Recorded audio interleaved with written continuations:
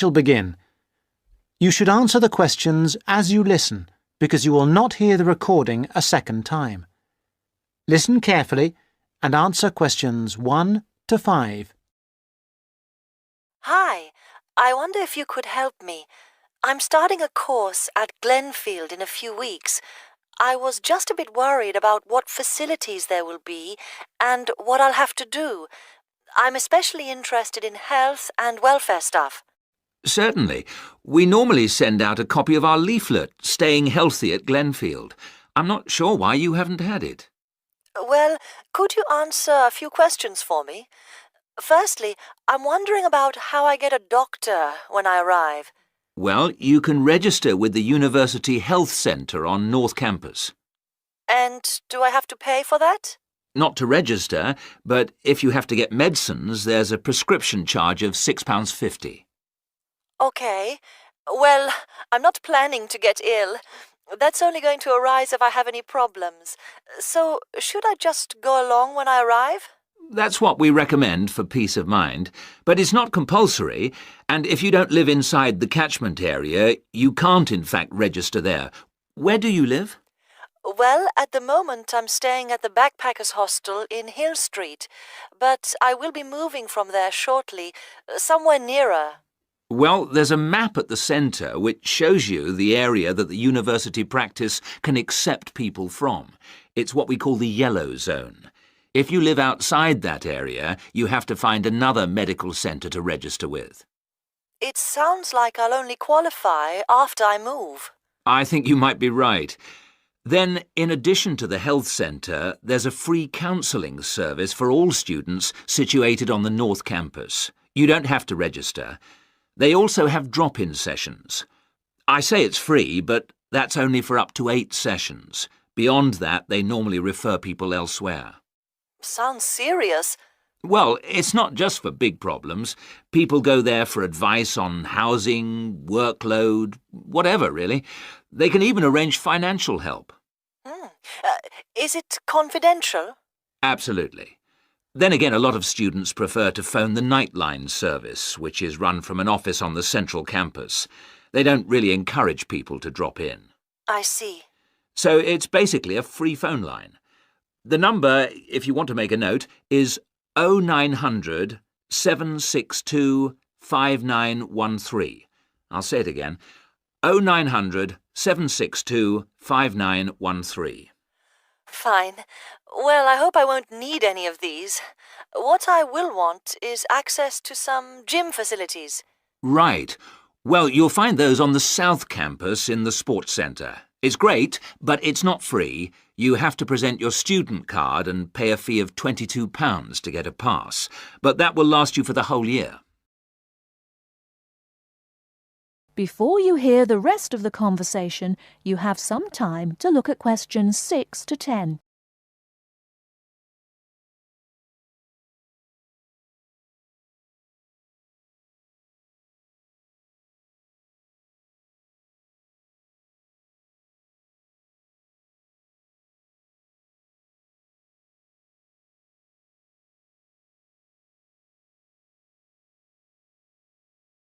Now listen and answer questions 6 to 10.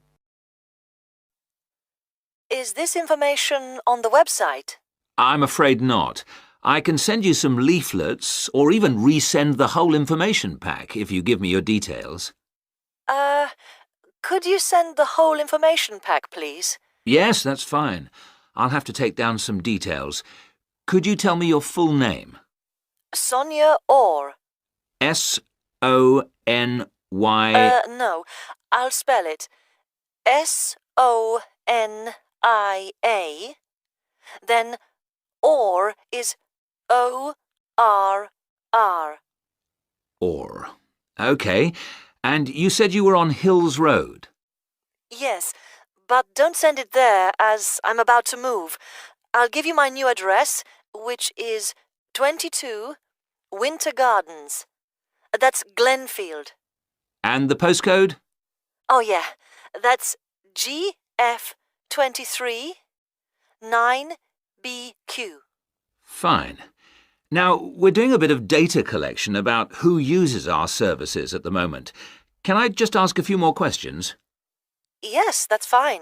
OK. If you're an international student, what country are you from? I'm from Switzerland. And how old are you? I'm 24. And finally, which course are you enrolled on? Right. Well, that's a bit complicated, since I'm hoping to switch to economics and history. But at the moment...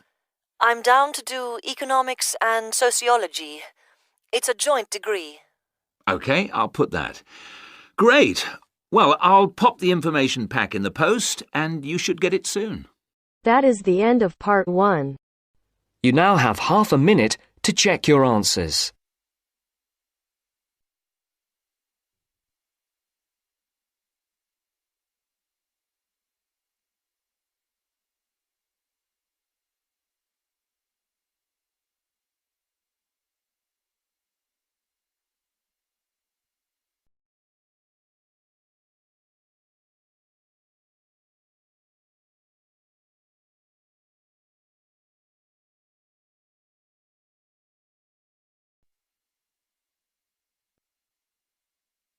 Now turns to part 2.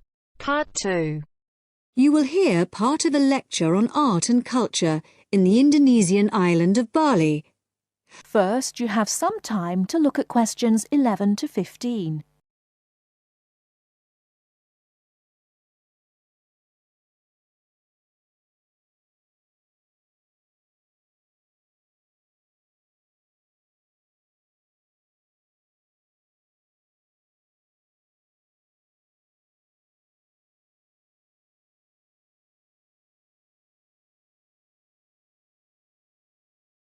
Now, listen carefully and answer questions 11 to 15.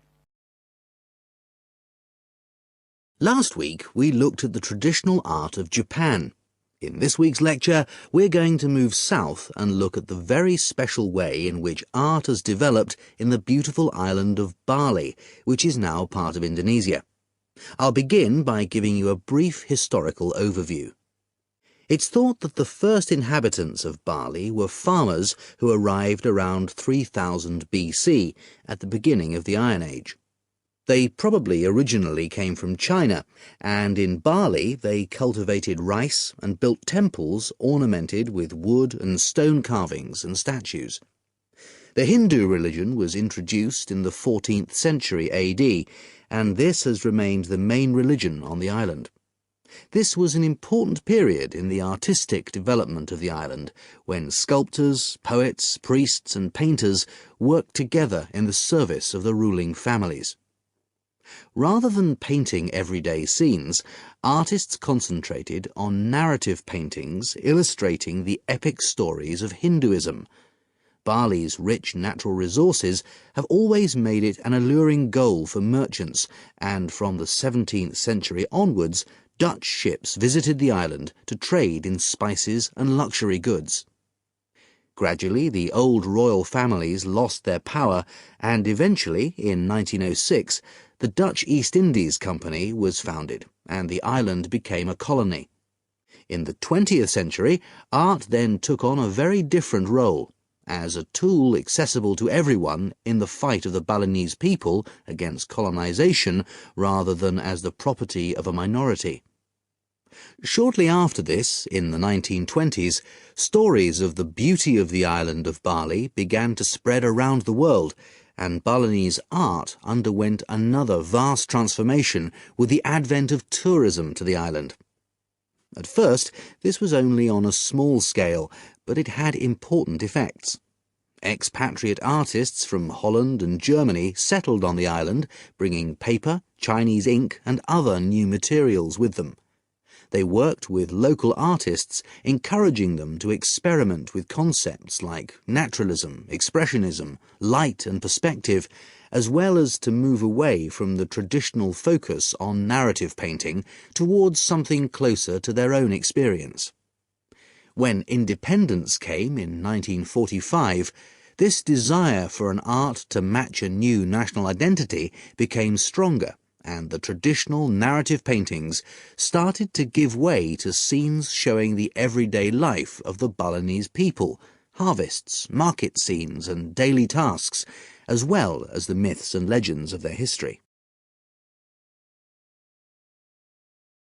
Before you hear the rest of the talk, you have some time to look at questions 16 to 20.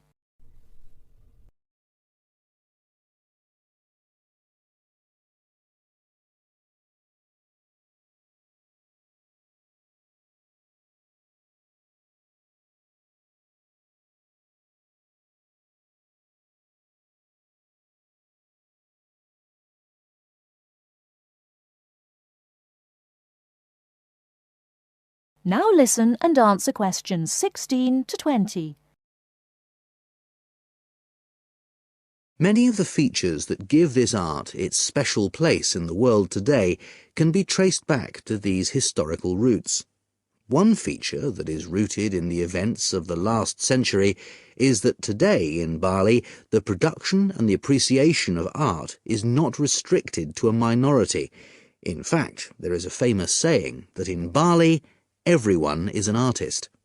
And it's not considered that to make art or talk about art, any formal training is needed. Art is just produced as part of Balinese life. Even fruit salad is served with flowers strewn on top. One factor which has contributed to this productivity is Bali's fertility. Over the centuries, the rich soil and the fact that food and shelter are readily available has given the islanders the leisure to develop their arts. While painting, sculpture, carving and music have traditionally been the province of men, women have channeled their creative energy into making lavish offerings to the gods with spectacular pyramids of flowers, fruit and cakes offered at the temples on festival days and celebrations. All these kinds of art still have close links with the religion of the people and are something that people do on a daily basis. Another special characteristic of art in Bali is that it is not generally seen as an individual pursuit. In the West, art is often carried out by the artist on his own, reflecting his own individual worldview in the hope of achieving personal wealth and fame. For Balinese artists, art is something that's done as a group, and many artists may participate in one piece of work. And Balinese art is not restricted to temples and offerings. It decorates objects such as jackets, motorcycles, hotel menus, and so on. But perhaps the most significant characteristic of Balinese art, and one that distinguishes it most from the art of the West, is to do with its expected lifespan. Carvings are made in soft stone, which is gradually destroyed over the years. The humid climate rots paper and cloth paintings. The magnificent offerings of fruit and sweets are eaten. Wooden statues are destroyed by insects. But Balinese artists accept that their work is ephemeral, not permanent, and instead of slavishly preserving the originals, they produce new art.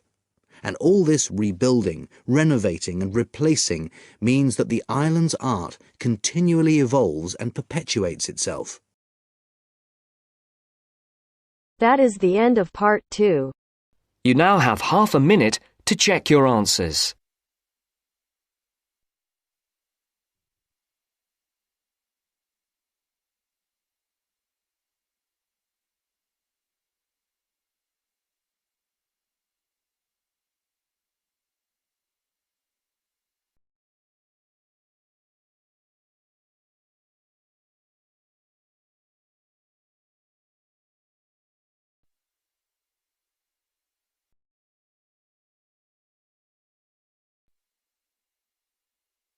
Now turns to part 3. Part 3. You will hear a conversation between a potential student at Clevedon College and a representative in the Information Centre. First, you have some time to look at questions 21 to 24.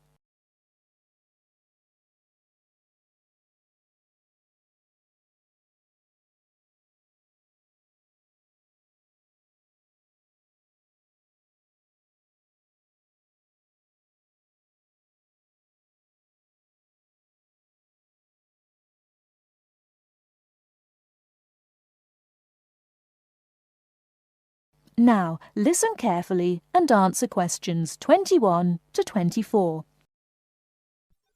Good morning, Clevedon College. Can I help you? Yes, please. I'd like some information about evening courses this term. OK. Which subjects are you interested in? 2 subjects, actually. Languages and computer skills. OK. What languages are you interested in? Actually, I'm not sure. I have to fulfill a language requirement for school, but I haven't really decided what language to study. How many language courses do you run each week? We have 2 every night, from Monday to Friday. I'm sorry, but would you mind going through the schedule for me? Which language on which days? Not at all. Monday to Wednesday are modern European languages, French, Spanish, German, Dutch and Polish. Thursday night we offer ancient languages, Latin and ancient Greek.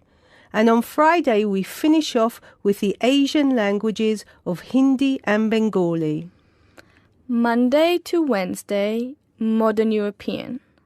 Thursday, ancient languages, and Friday, Asian. Can you spell Bengali, please? Yes, it's Bengali. Great. And how much do the courses cost? Each course costs £25 per person per term.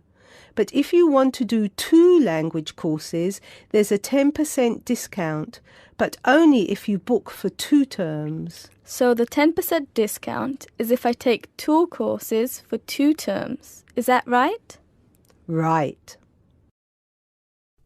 Before you hear the rest of the talk, you have some time to look at questions 25 to 30.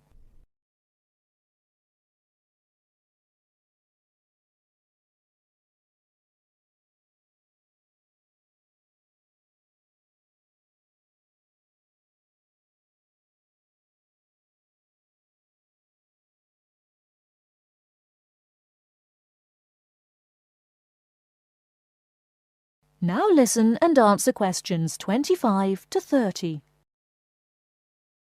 Would it be possible for me to book my classes right now? No, sorry, the computer's down.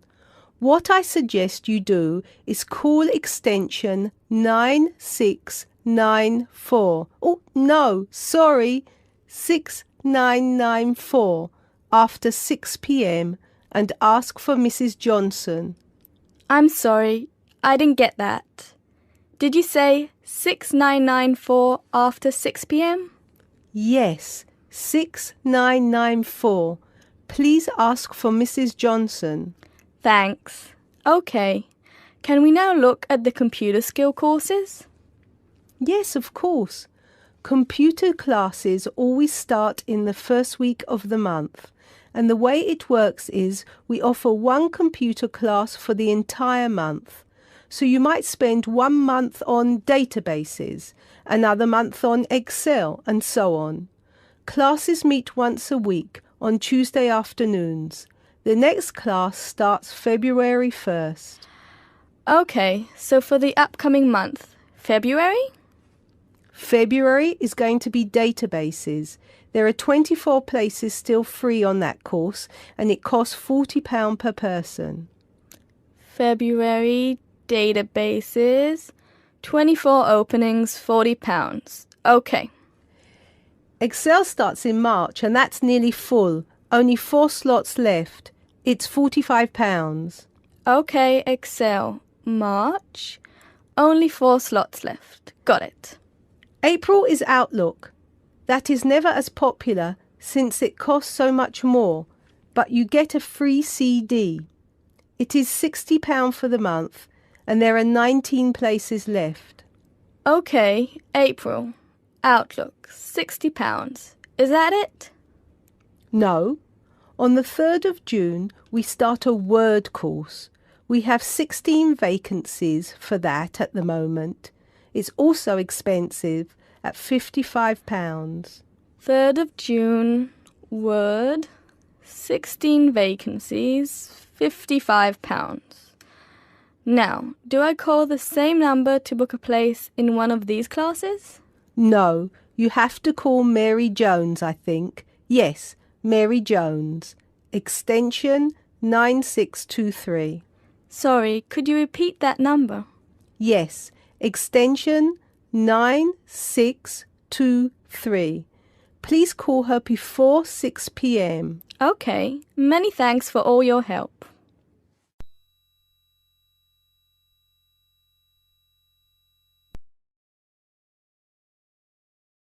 That is the end of part 3. You now have half a minute to check your answers.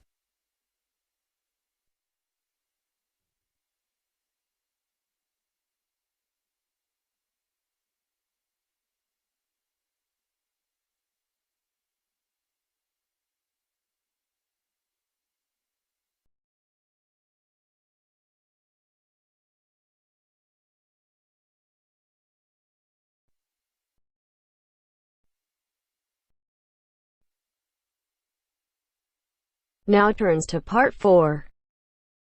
Part 4. We're going to hear a talk on wild rice. First, you have some time to look at questions 31 to 40.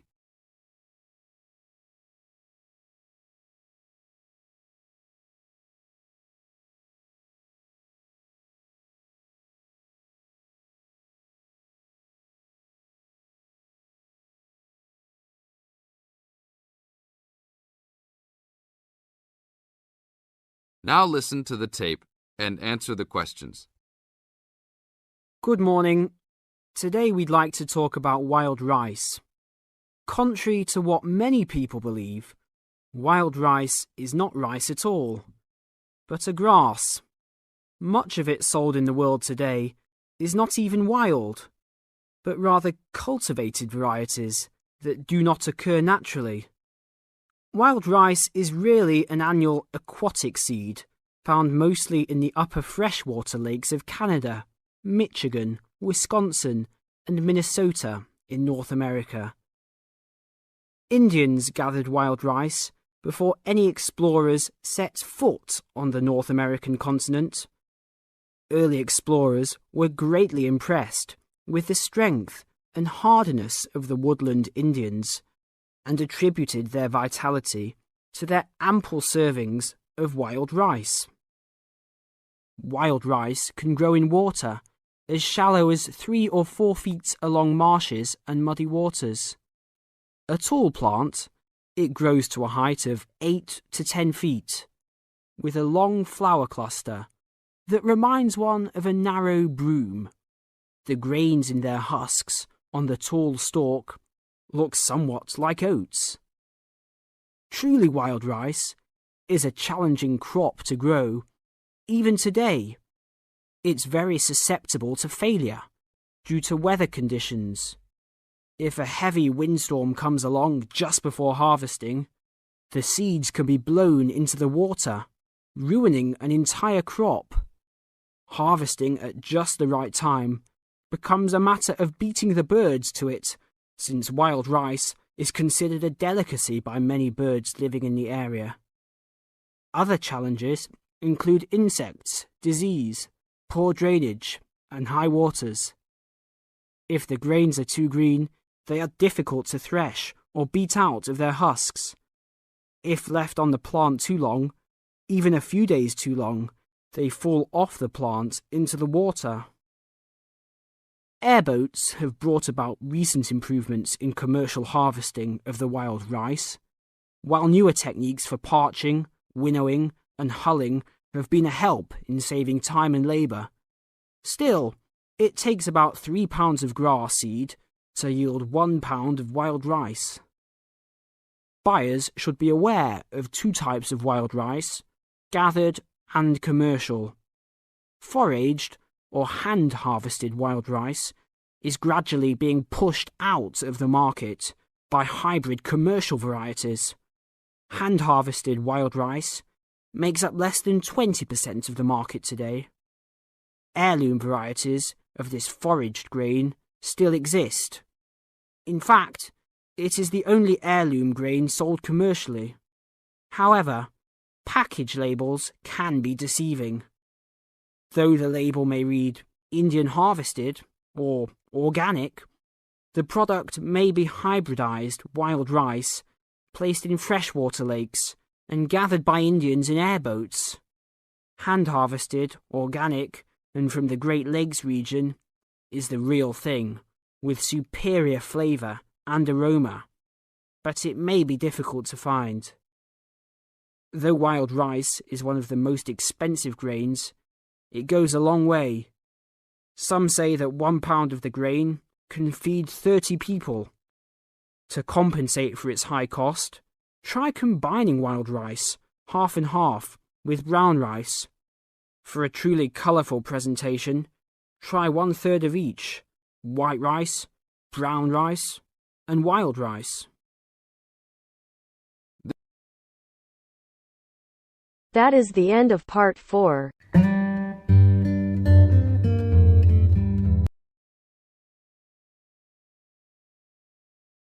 Thank you for using IELTS listening test. There is a good news for you guys. Now you can practice unlimited speaking tests on our application Baby Code. I know, some people will say कि मैं तो अपने friends के साथ practice कर लेता हूँ, मैं अपने institute में रोज test देता हूँ या मैं मिरर के सामने practice करता हूँ. लेकिन रोज 1 या 2 टेस्ट देना is not enough to clear IELTS. और आपके फ्रेंड्स और मिरर आपको वैल्यूएबल फीडबैक कभी नहीं दे सकते. लेकिन अगर आप बेबी कोड एप्लीकेशन यूज करते हो तो आप कहीं भी और कभी भी अनलिमिटेड टेस्ट दे सकते हो. बेबी कोड पे प्रैक्टिस करना is like having a personal teacher. App will take exam like a real examiner. After test, you can check your grammar, fluency or pronunciation mistakes. Even you can check your band score. This app will provide you free test every day. So do not forget to try, link in the description. But if you need more test access, it will just cost you $3.99. Wait. If you use my promo code IELTS50, that will give you even more 50 rupees discount. Now it's like a one-time meal money, but this will help you to crack your IELTS exam.